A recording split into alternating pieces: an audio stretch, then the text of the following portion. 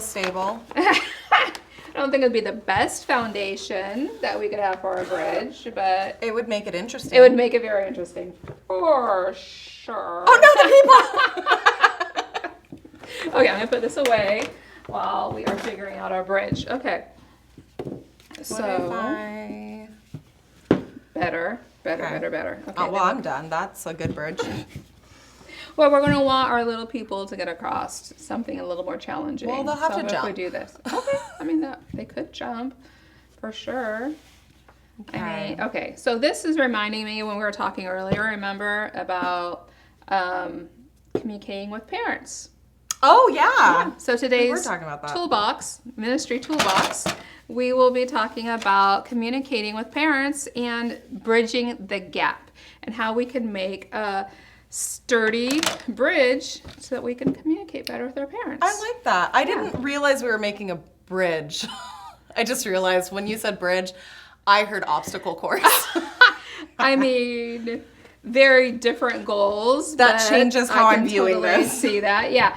No, we want to be able to make sure our parents and our leaders, Sabbath school leaders, can meet in the middle. So, and to do that, we have to have really good communication. So, what do you think we could do, Amanda, to increase the communication so that our parents and teachers can communicate?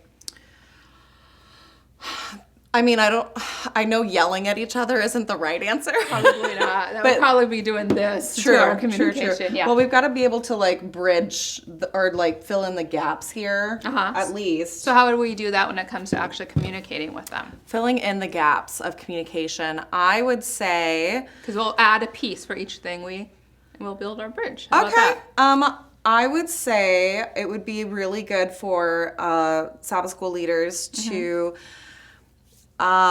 make announcements at church when the parents are in the room.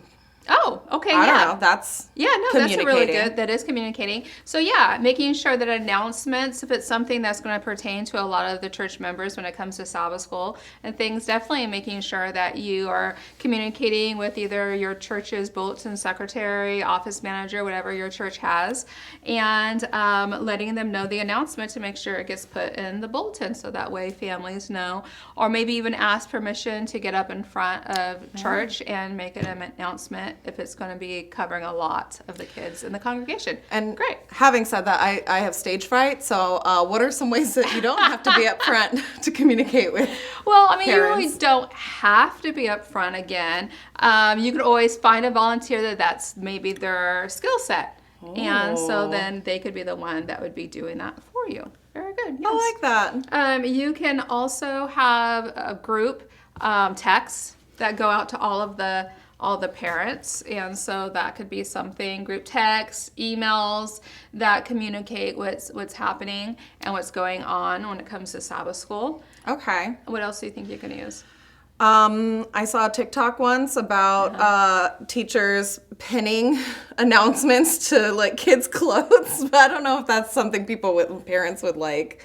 But like because the Sabbath attire, because Sabbath attire is really nice, but like some form of like the kid bringing a handout home. Yes. So whether again, sometimes this has to do with how many volunteers you have and things like that, time and energy, right? We don't want to be exhausting our volunteers too much, but if you have someone who has the ability to make newsletters and things like that, handouts that can just keep the parents informed of what's going on in Sabbath school or different children's ministry events that are coming up, definitely create things like that to give out during church.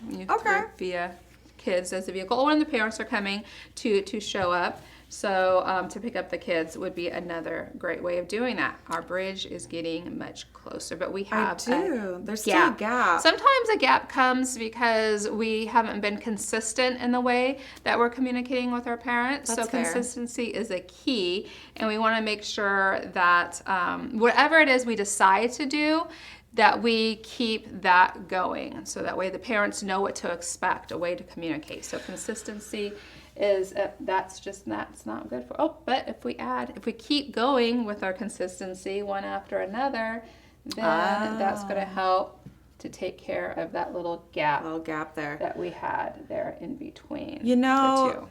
It's one thing that I feel frustration with sometimes is not being heard. Because I think sometimes when we think of communication, we're Yes. like, what can I do to get people to hear me? But then we forget that those people need to be heard as well. Excellent. That's excellent. Yes.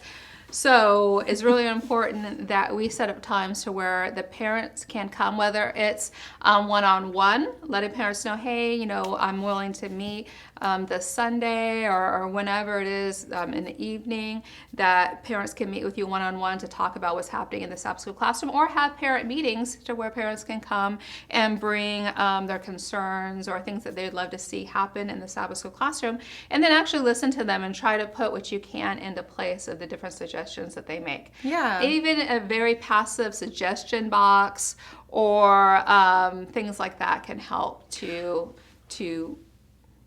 Oh, I feel like that actually brings I us agree. closer. I was going to say the same thing. Instead of like putting more in it, it's just allowing the space to be a little bit closer for parents. I was going to say that it's really important to be willing to shift what it is that you're doing, which then can bring it close. And then listening to the parents will help you shift in what you're doing. I like that. With the kids in the classroom. That totally reminds me of 1 Thessalonians 5:11, where the Bible says that we need to build each other up.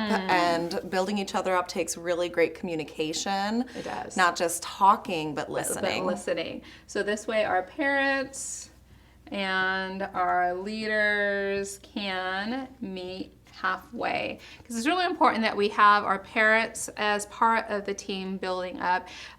It's really important that we remember that the parents are the spiritual leaders of the kids, and we are just there to help them guide their kids in their spiritual growth. That it's not our job to take over, but to listen to the parents and be a guide and a help for the parents. I like that. So yeah, finding different ways to communicate with your parents will help to build the bridge of communication between the two of you. And not an obstacle course. And not an obstacle course.